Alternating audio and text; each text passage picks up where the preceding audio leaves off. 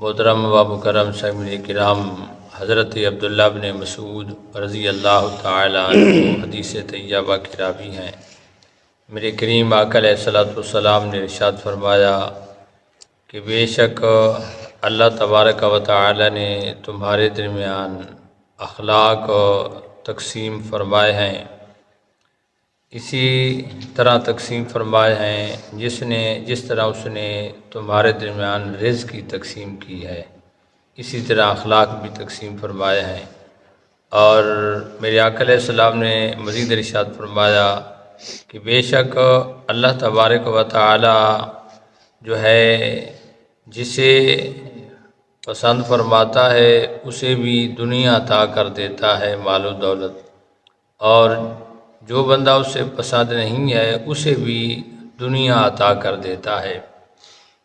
دنیا کو دیتے ہوئے اللہ تعالیٰ پسند اور ناپسند نہیں دیکھتا، جیسے جو بندہ اسے محبوب ہے، پیارا ہے، پسندیدہ ہے، اسے بھی دنیا کی دولت دے دیتا ہے۔ جو اسے پسند نہیں ہے، رزق دولت کی فراوانی اسے بھی عطا کر دیتا ہے۔ لیکن میرے آقا علیہ السلام نے ارشاد فرمایا کہ بے شک اللہ تبارک و تعالی دین اسے عطا کرتا ہے جسے وہ پسند فرماتا ہے، جسے محبت کرتا ہے۔ دین کی دولت کا مل جانا یہ بہت بڑی عظیم بات ہے۔ وہ بڑا امیر بندہ ہے جس کے پاس دین ہے۔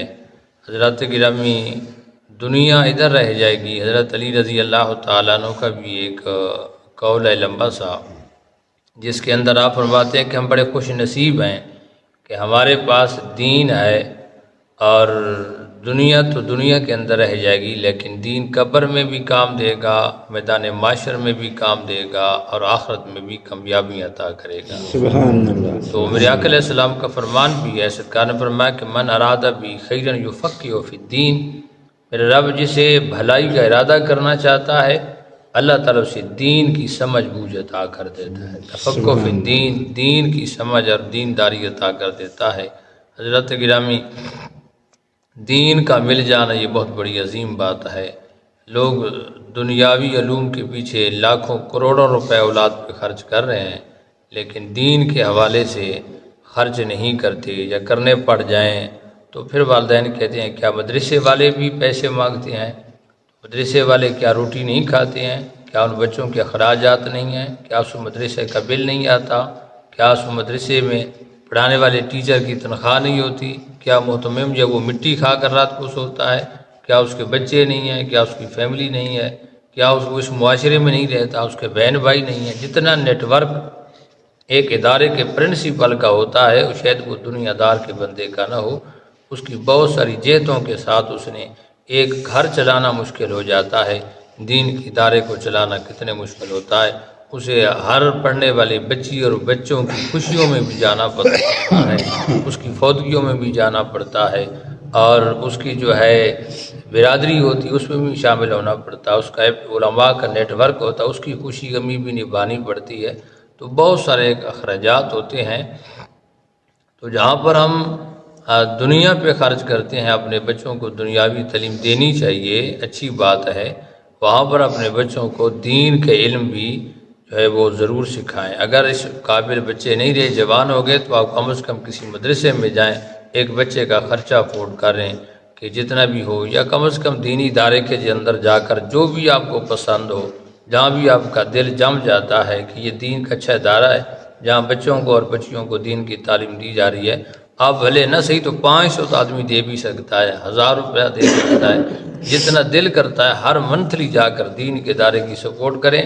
وہاں پر کسی گورنمنٹ سطح پہ اس کی کوئی سپورٹ نہیں ہو رہی، آپ لوگوں کے تعاون سے یہ دین کے ادارے چل رہے ہوتے ہیں۔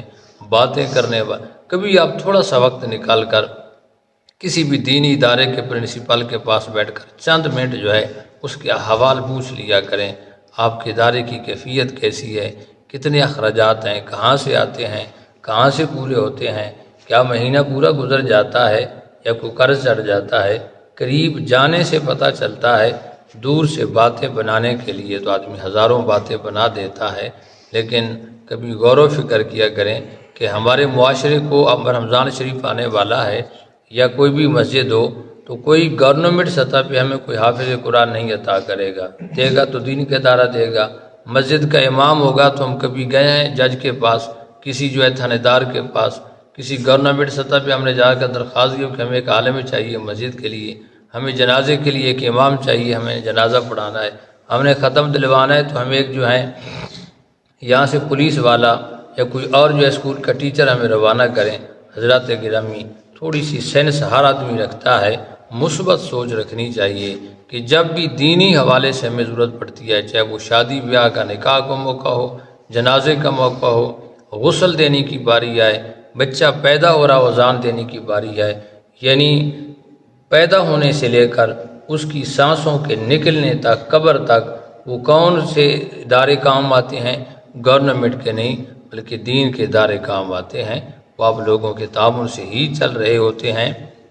تو ہر بندے کو چاہیے کہ وہ اپنی استطاعت کے مطابق عشر بھی کھل کر دے، اعتراضات کم کرے، نہیں دل کرتا تو قریب جائیں، بیٹھیں، دیکھیں، چیک کریں، 5 منٹ 10 منٹ ہر روز نکالیں، اسے پوچھیں کہ تمہارے معاملات کیا ہیں۔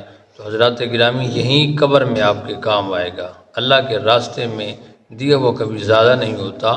تو میرے آقا علیہ السلام نے ارشاد فرمایا کہ اللہ تعالیٰ جسے پسند فرماتا ہے اسے بھی دنیا دے دیتا ہے، جسے پسند نہیں کرتا اسے بھی دنیا عطا کر دیتا ہے، لیکن دین کا علم اسے عطا کرتا ہے جس سے میرا محبت کرتا ہے، جس سے میرا رب پیار کرتا ہے۔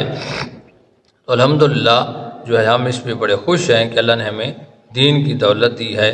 تو پھر میرے آقا علیہ السلام نے آگے ارشاد فرمایا کہ قسم اس ذات کی جس کے قبضہ قدرت کے اندر میری جان ہے، اس وقت تک کوئی بندہ مسلمان نہیں ہو سکتا جب تک اس کی زبان اور اس کا دل مسلمان نہ ہو جائے، جب تک اس کا زبان اور اس کا دل مسلمان نہیں ہو سکتا، ہو نہ جائیں۔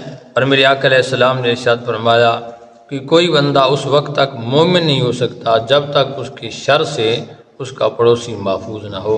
حضرت عبداللہ بن مسعود فرماتے ہیں، میں نے پوچھا اللہ کے نبی صلی اللہ علیہ وسلم یہ شر کیا ہے؟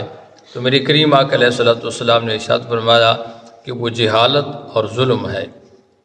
اور میرے آقا علیہ السلام نے مزید آگے ارشاد فرمایا کہ یہ نہیں ہو سکتا کہ وہ مال حرام سے خرچ کرے اور اس میں اسے برکت حاصل ہو، وہ مال حرام سے صدقہ کرے اور اس کو قبول کیا جائے۔ حرام کے مال میں سے اللہ کے راز کمائی ہوئی حرام کی کمائی سے صدقہ دینے سے میرے آقا علیہ السلام نے صدقہ قبول نہیں ہوتا، اور نہ اس رزق اور مال کے اندر برکت آتی ہے۔